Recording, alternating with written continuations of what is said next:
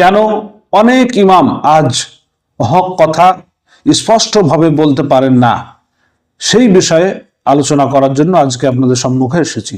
আসসালামু আলাইকুম ওয়া রাহমাতুল্লাহি ওয়া বারাকাতুহু। আজ আমি এমন একটি বাস্তবতা নিয়ে কথা বলবো যা অনেকেই অনুভব করেন ঠিকই, কিন্তু খুব কম মানুষই খোলাখুলি বলেন। বর্তমান সময়ে আমরা প্রায় শুনি যে আগের মতো এখন আর অনেক ইমাম আলেম উলামা হক কথা স্পষ্টভাবে বলেন না।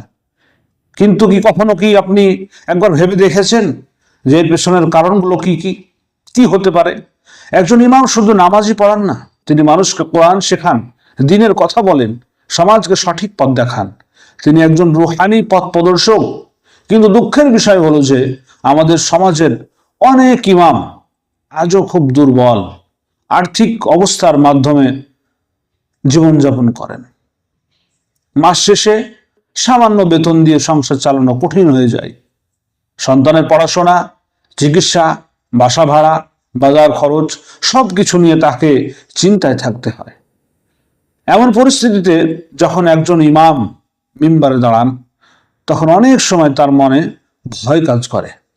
তিনি ভাবেন, যদি হক কথা বলি তাহলে কেউ হয়তো অসন্তুষ্ট হবে না তো? যদি কমিটির লোকরা রেগে যায়, যদি চাকরিটাই আমার চলে যায়, তাহলে আমার পরিবার কিভাবে চলবে? যদি ইমামের আর্থিক অবস্থা ভালো হয়, তাহলে হক কথা বলতে কোনো ভয় লাগে না।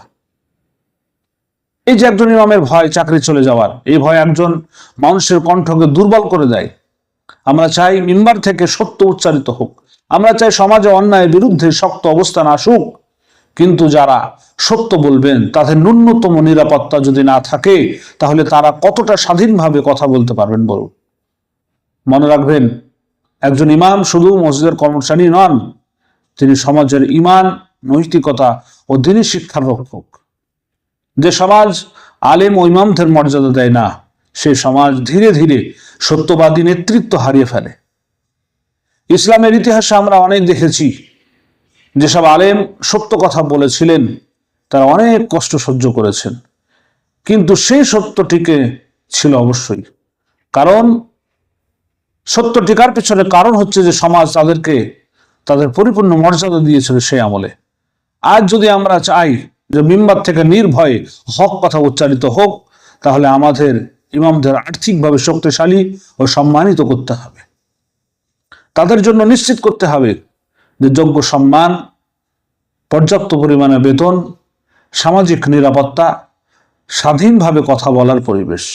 কারণ পেটের দুশ্চিন্তায় থাকা একজন মানুষ সব সময় শক্তভাবে সত্য বলতে পারে না। তাই আসুন আমরা শুধু ইমামদের কাছ থেকে হক কথা আশা না করে তাদের পাশে দাঁড়াই, আর্থিক সহযোগিতা বাড়িয়ে দিই, তাদের দিকে হাত সম্মান করি এবং একটি নিরাপদ পরিবেশ গড়ে তুলি। আল্লাহ আমাদের সবাইকে সত্যকে বোঝা ও সত্যের পাশে থাকার তৌফিক দান করুন। সকলে বলি আল্লাহুম্মা আমিন। বন্ধুরা, যদি আমার এই ভিডিওটি ভালো লেগে থাকে তাহলে অবশ্যই একটি লাইক, একটি শেয়ার এবং আমাদের এই চ্যানেলটি সাবস্ক্রাইব করে দিন।